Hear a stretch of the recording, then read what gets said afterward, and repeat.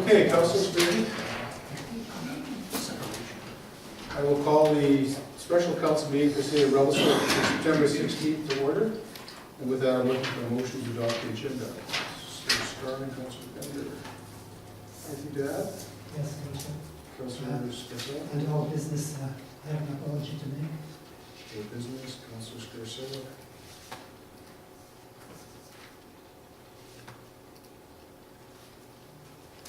So you will note I've added a few things into the agenda package. One is, I'm going to have the presentation that we've had prepared for the UBCM RMI group presented. It's an excellent little package that staff have prepared, and I thought we'd just take a minute and go through that. Having said that, anything further? Call the question, all in favor? Passes. There are no announcements, adoption of minutes, we don't have those. Announcements, Mayor, I've got two that I'd like to share with you. First is UBCM starts next Monday. I have CBT and then UBCM I'm driving down on Sunday. I've got a full week of 5 days of meetings. However, I note on several of them that Revelstoke's been noted or will be highlighted in various presentations, so I'm quite excited about what we're going to find at UBCM. A lot of our successes will be put forward at that time. The other one is that there's a Columbia Basin Trust, they're going through an exercise to look at their directions, their futures, their strategic plannings, but also where they've been and what they're doing. The meeting will be with the public on October the 30th in the evening. And that's going to be a very key meeting for the public of Revelstoke to have input into future directions of the Columbia Basin Trust. Its programs, its policies, its directions, and where it heads into the future. So I would encourage you to schedule that on your calendars now for October the 30th. And I make that invitation open to not only councillors, but staff and public as well. So, having said that, no delegations, business arising from the minutes. 6A, release of in-camera minutes dated February the 24th. We have, following a number of the questions that came up at the last council meeting around a letter presented by Councilor Scarcella. Staff have prepared and researched the background. That letter was presented to council on February the 25th, or in part of the discussions on the 25th. And so a motion just to release that package. Motion to release, second by Councilor Bender. Discussion? Question? All in favor? Thank you. And that has been in the press, and I know that there has been one article written on it already. Thank you, Alex. Councilors, anything to add?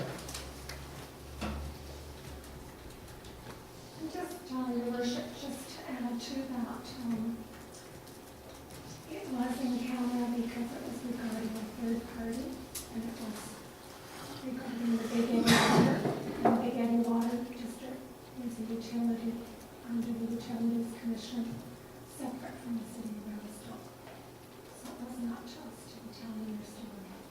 True, with a number of sensitivities around that, not only for the Big Eddy Waterworks being an independent body, but also for implications towards the business community and others over there from their actions. So a number of reasons that it was held in camera. We were very sensitive to our interactions with Big Eddy Waterworks, and will remain so as this proceeds through. It's only in the last little while that the Big Eddy Waterworks have shown any indications of not wanting to put their pool into the city. And even then, if you look at their letter, it's not definitive. It says we would like to explore with negotiations to do it. They have to come to their own conclusions on this. It's not a question of the city forcing the Big Eddy Waterworks to move in any one direction. The Board of Trustees of the Big Eddy Waterworks have to make that decision.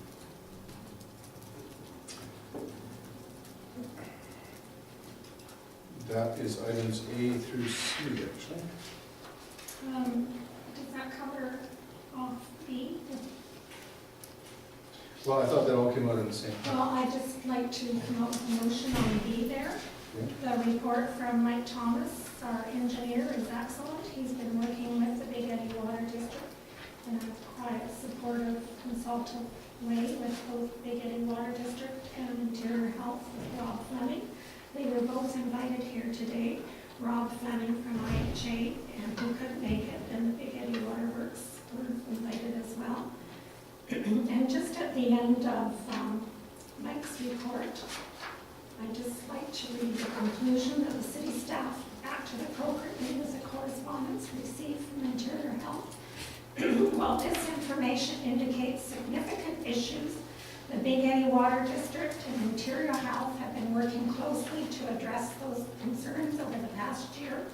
And I'd like to make the motion that council direct staff to draft a utility acquisition policy to outline the processes and conditions for the transfer of ownership of any water or sewer utility. Just a general policy for the future. A policy anticipating the future and doing the homework to lead to that. Not prejudging, but being No, prepared for it. being prepared. Is there a seconder for that motion? Councilor Strong? Discussion on that motion? Councilor Scarcella? Your worship, thank you. I'd like the motion, but I think it's premature. I think we should have a discussion with them first. More democratic way to do business. Thank you, Councilor Strong. Your worship, thank you. My understanding of this motion we have on the table is that we're just going to outline the processes and conditions in the event of a transfer. So I think we're doing, once again, the proactive thing, looking to the future and what's going to be the best thing for this to resolve this situation, the best policy, and that's why I would support this motion. I think it's a step in the right direction, and we have to work with them as well, but I think we have to know what we're getting up against here.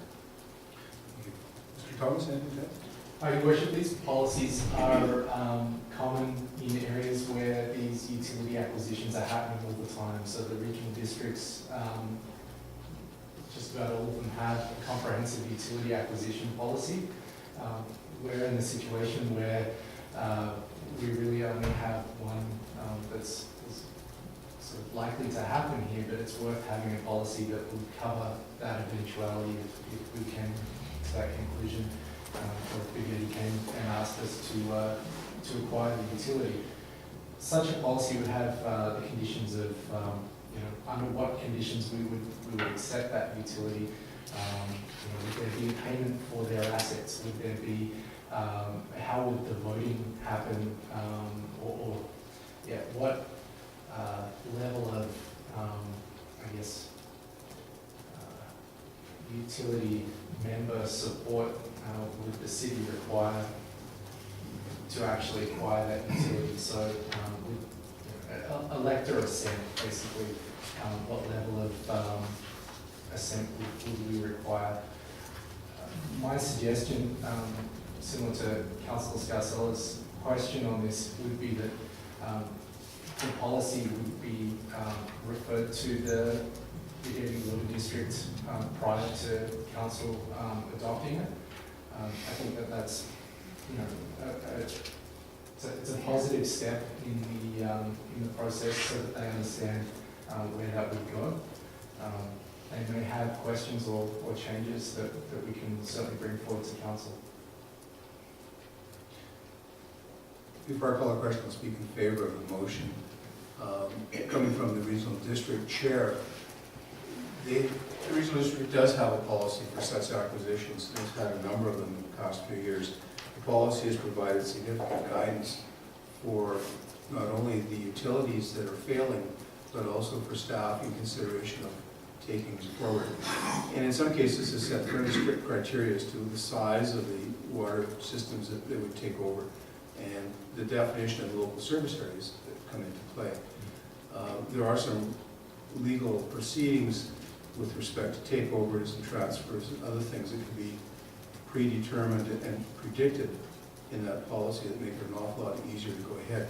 And in this case, if such comes into play, would save 6 to 10 months to 12 months of time from the decision point to inaugurate. So it's not reinventing the wheel. I know the regional district have one that's very robust, and in essence, you can probably copy it quite easily. It's not a big piece of work to go forward with it. they do have legal interpretations and understandings of how those pieces work as well. And I would suggest that it might be one that we may want to have, because this isn't the only area that's going to have water issues in the next 5 years. There's other portions of the area surrounding Revelstoke that we may be dealing with similar criteria, and policy is probably a good piece to have in place in anticipation of that. So I speak in favor of this one as well. Worship, Ms. Thomas, answer my concern. Thank you. So the motion then is to proceed with the development of a policy. Call the question, all in favor? Thank you. And that policy, of course, is not predatory, but it's just preparatory. No correspondence, old business, Councilor Scarcella? Yes, Your Worship. On Tuesday, September the 9th, council meeting, I had a letter dated December 15, 2013, from Interior Health on the Big Eddy Waterworks. I said that I did not see the letter, and staff did not do their job informing council about the letter. I take full responsibility.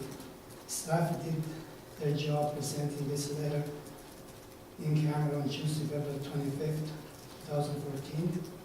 Again, I was wrong, and staff did their job 100%. Sincerely, my apology to senior staff and Mr. Palmer. What I said, again, I was wrong. Thank you, Councilor Scarcella. Apologies are often difficult, but highly appreciated. On behalf of council, we do appreciate it.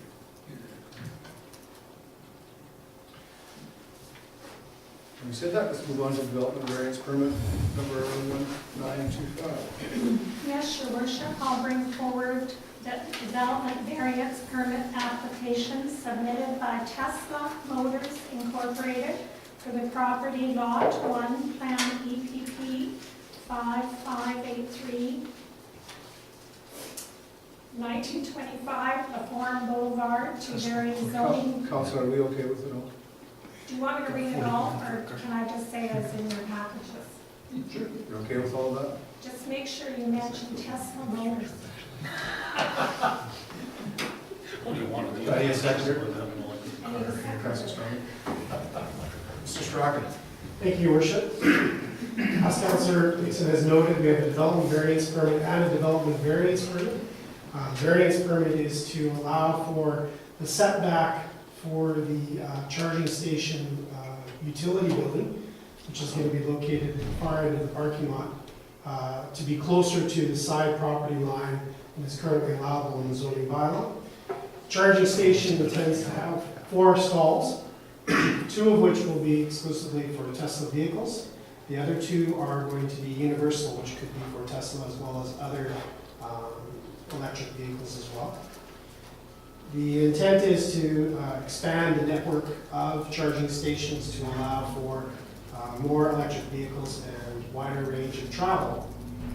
The charging station itself is located at the back of the, is to be located at the back of the Best Western Hotel parking lot. It is adjacent to a hotel parking lot to both the south as well as to the southwest. The station itself includes just a small building with the charging stations that you see in the picture adjacent to it. Thank you, Your Worship. Councilors, any questions? Councilor Nixon. Just, this is a good news story for moving electrical travel forward. When we had the Silver Convention in town, there was somebody that worked in the regional district in the southern Okanagan and was driving an electric vehicle to the conference. Excellent. Councilor Bennett. Your Worship, I'm wondering if it wouldn't be worth seeing if there is a Tesla representative anywhere near here and asking if they might make a short presentation to council. I'm sure that there'll be a grand opening of some form in the near future. Well, before that happens. Sure. I'm just kind of wondering if they have electric snowmobiles yet. Anyway, Councilor, anything further? I think this is an excellent step forward. Call the question. All in favor? Passes. And the next item is item B, Canadian Pacific Railroad derailment. Your worship, recommendation that the Canadian Pacific train derailment report dated September 11th, 2014, from the fire chief be received for information. Secretary? Chief? The report that's before council is basically to advise council that a derailment did take place in Revelstoke, and that Revelstoke Fire Rescue Services was not notified by CP Rail of the incident. And in fact, we were notified by the Times Review. And it's concerning to me as fire chief that an accident did occur in our community, and emergency services were not aware. This is one of three, so there was another one that occurred in 2010, and then there was one also in Albert Canyon, again, that we weren't notified of. Emergency services would just like to at least know of it, and that we could attend and ensure that everything is safe, rather than learning about it after the fact. I just agree with the fire chief. I think the staff for CP Rail need to know that they notify emergency services, so that it becomes a subconscious part of their thinking when they're dealing with an emergency, that that's part of their checklist, not, oh, do I have, hazardous material or not, and make that call. Right. Mr. Sherman? Thank you, Your worship. It seems that since the Lumagantic incident, there's been a real heightened awareness of rail derailments and rail safety right throughout Canada. I think there's a lot of municipalities, Revelstoke being only one of many, where major railways run through them, and there's a lot of concern about these type of things. And the railway often seems to think that just because there's no dangerous commodities involved, that there's no issue and they shouldn't have to report. However, I can think of several incidents where there has been cars off the track within close proximity to water lines, close proximity to power lines and things of that nature. And I think it's just good practice for them to immediately report to emergency services and go from there. Quite often these things happen in areas that are hard to access, and it makes it very difficult to get responders there. And it's just good business, and I can't for the life of me figure out what the reasoning would be for not reporting. So I would look forward to hearing their answer to that. I see in your report there, that was a very good report, that their public relations have not responded to some of the questions yet. So I'd be interested to hear what their response is, and really what I would like to see is a commitment that they will, in the future, not act in this way. But I don't know, working for that company for 30 years, I would expect that nothing's going to change, but it's really frustrating watching this happen. If I could just add to Councillor Starling's comment, 4.8 talks about the CP Rail's media relations being contacted by myself in my official capacity, which was on Thursday, and I can tell council that I've received nothing to date from them. Just concerning. Okay, councilors, the motion in front of you is to receive the report.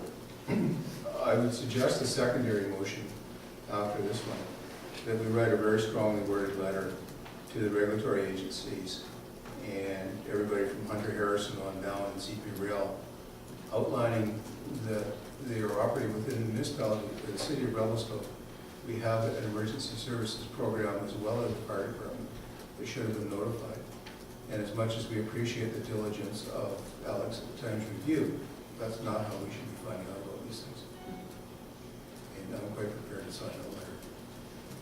So a very strongly worded letter. Do you want a motion to that effect? Let's do the motion after we receive the report. If somebody wishes to do that. So I'll call the question in on the motion to receive. All in favor? Passes. Thank you. Somebody want the secondary motion? So just as you read out, to send a strongly worded letter with our expectations to Hunter Harrison himself and the media relations, the CPR, Do they, safety officer. do they abide by the protocols and notify not only the fire department, but if there's emergency services. emergency services. Councilor Scarcella? Yeah, thank you, Worship. I agree sending a letter, but not a strong letter. The CP Rail is a big employer in Revelstoke, and they've been great to Revelstoke for a century, and they still are, and I think we should have a good public relation with them, and some reminding or some very reminding letter. A good suggestion, Councilor Scarcella, and what we'll do is draft a letter that goes something along the lines. We appreciate our long history with CP Rail and your employees who live in our community, and our city is bound and determined to protect all of our citizens, including your employees in the community, and hence we'd like you to live with the protocols. Thank you. I also think that the letter should go to the FCM, Federation of Canadian Municipalities. Since the last incident in the Megantic, they formed a working group and have been very successful lobbying the federal government to participate in some change on the rail. One of the changes was the reporting of movement of dangerous goods through communities. And I believe, and I could be wrong, but I believe one of the other commitments was for the reporting of derailments. And this would be right up their alley of what they would look into. So I believe it should go to that working group as well. So I had Councilor Mitch to make the motion, I understood Councilor Better has hand up a second. Yes. I agree with that friendly amendment. Can you read the motion, please? That a strongly worded letter be written to CP officials to encourage the reporting of any incidents and abide by protocol and notify the fire department and emergency services. So can we add the word diplomatic strong, diplomatic strong? Sure. Not strong, definitely. Is that okay, Councilor Scarcella? Okay.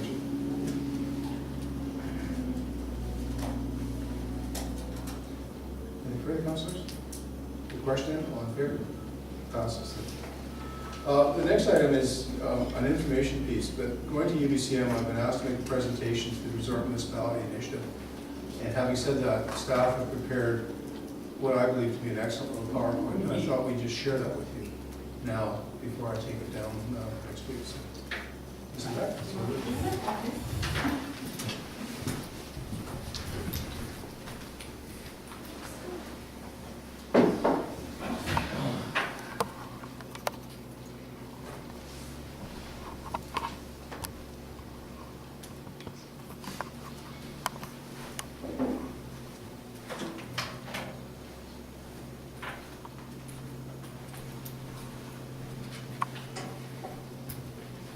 Okay, so Dave, was on top and I'll go through it for you, or? I wasn't prepared to do the, I didn't read all the whole talk thing. Okay. You can understand where it goes. There's comments on the side. I have all of the speaking notes in two fonts. One I can read with my glasses, one I can read after a drink. But having said that, it doesn't take much. You're all very knowledgeable about the resort municipalities. So it opens up discussion of how it means to Revelstoke 1 of the 14. We're very keen on it. Going forward, all the good stuff that we've done, and one of the success stories. Having said that, much of the infrastructure that we funded is outside of the city, in lodges, cabins, snowmobile trails, swimming equipment and such. But we'll move on then to the second slide. So we noted the value of snowmobile as a tourist attraction, but also as a component of our winter recreation. Having said that, we put a fair amount of money into lodges, cabins, and trail grooming equipment with very significant results in increased satisfaction of our guests and clients, but also an increase in the amount of accommodation. Bear in mind that all of the goals are heads and beds at the end of the day. And this is where we added $300,000 of RMI funding to leverage the snowmobile infrastructure's purchase of a $650,000 piece of grooming equipment. This is a replacement equipment, and the first ones are starting to age and are needing replacement, which is a good sign overall. We're indicating that it's probably about $5.3 million in tourism activity in the snowmobile sector over the winter. And up to 10 million now in 2013. Yeah, okay, so, right. So from 08 to 13, we're up to $10 million in tourism expenditures in snowmobile.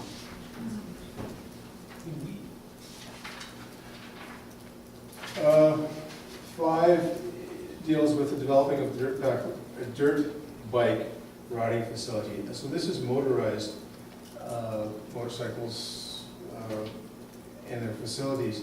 This is out by the Revelstoke Dam. You see a dam in the background. A piece of ground that really was probably never going to be productive forest again or anything else, as it was heavily excavated at the time of the construction of the dam. The club have taken the lead with funding from RMI and CBT and others have leveraged off the ability to build this facility. This is a real success story right now. It's brought in a significant amount of local business, but also tourism activity during the summer months, and it's starting to be recognized provincially and internationally as a world-class destination, in addition to everything else that we've got during the summer months, particularly with mountain biking and dirt biking at the same time. So a real success story here. Increase in visitors come to ride the trails, host several events and races, bringing several hundred people to Revelstoke at any one time, plus the expenditures that will go along with that. Funds leverage we had 105,000 of RMI funding and 150 leverage funding from other sources.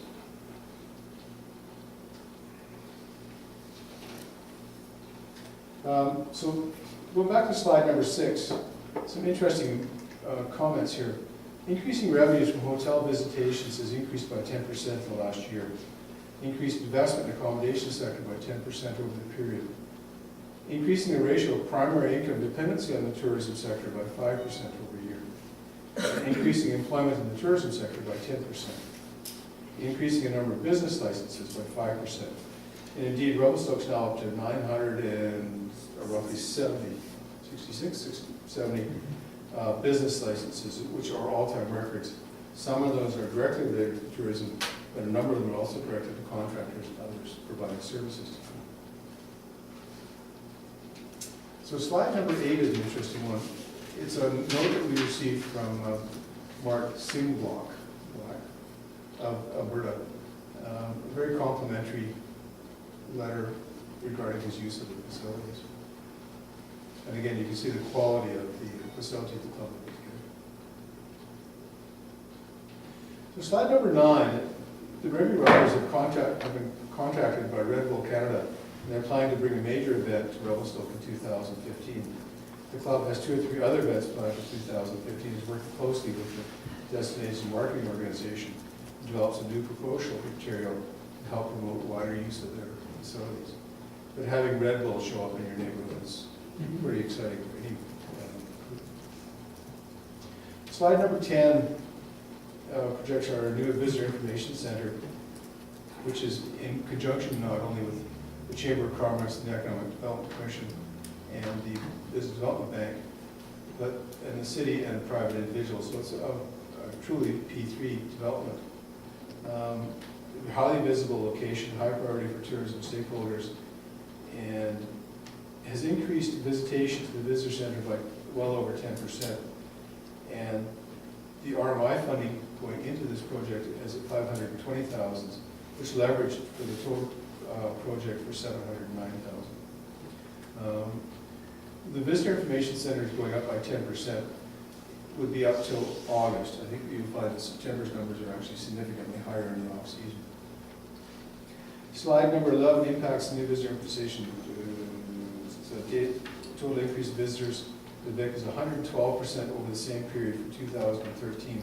This allows our visitor information staff to promote the many attractions that Revelstoke has to offer, which is increasing visitation in the community. 112% increase in visitors going through the visitor information center. 112%. So overall, the impact of the RMI program, as you can see, the hotel revenue chart, the impact of the RMI program on tourism has been a very positive one.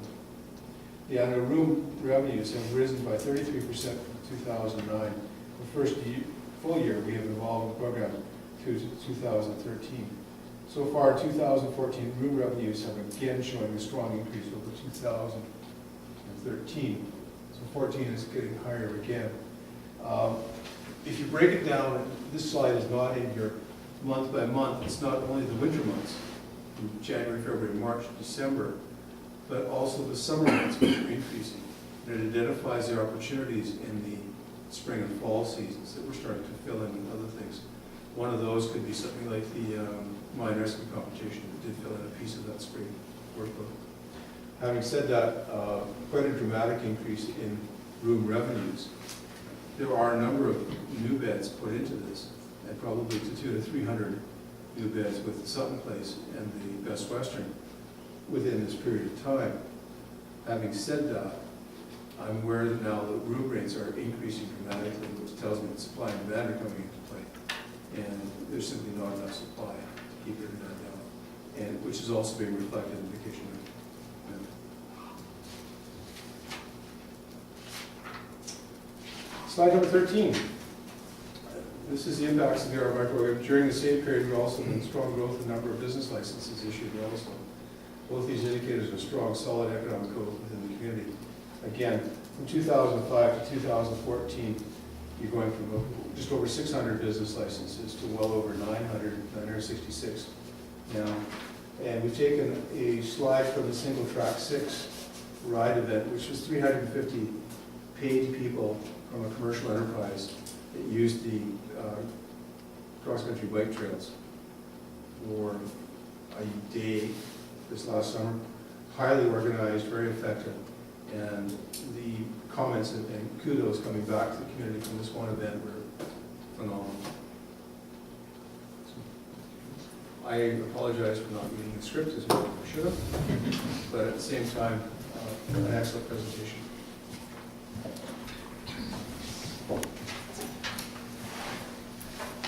Questions from the press, David? Thank you, Your Worship. I have two. My first question is with regards to this utility acquisition policy, or proposed utility acquisition policy. I'm not sure if it's in there, but would a referendum be required? It may. Is any thought being given to the possibility of piggybacking a referendum on the civic election?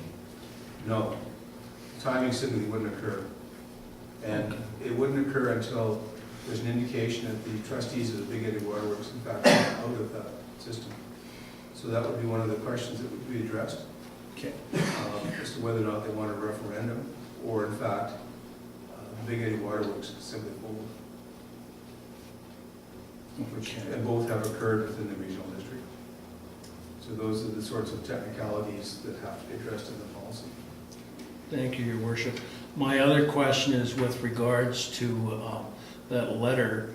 Why not include the Transportation Safety Board as a recipient for that letter? They're the national watchdog with regards to rail safety, and they should be apprised of our, in my opinion, they should be apprised of our concerns, not simply a softly worded letter to, or diplomatic letter to CPR officials who are probably going to blow us off.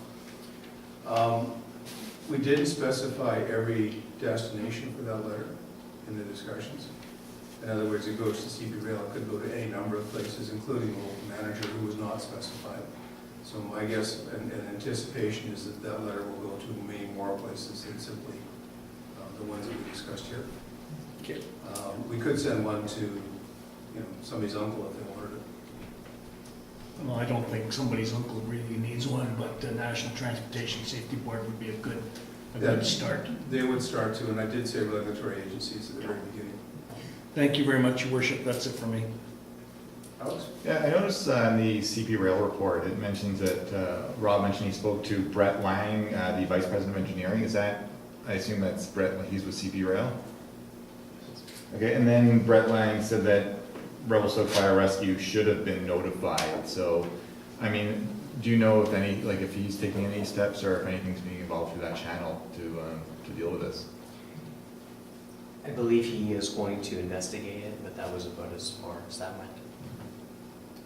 He was on site. That's my only question. Having said that, Alex, it doesn't make any difference, we're still gonna send a strong letter. Councilors, motion pursuant to 90.1J of the county charter to move in camera. Councilor Hudson, Councilor Scarsola, all in favor? Passes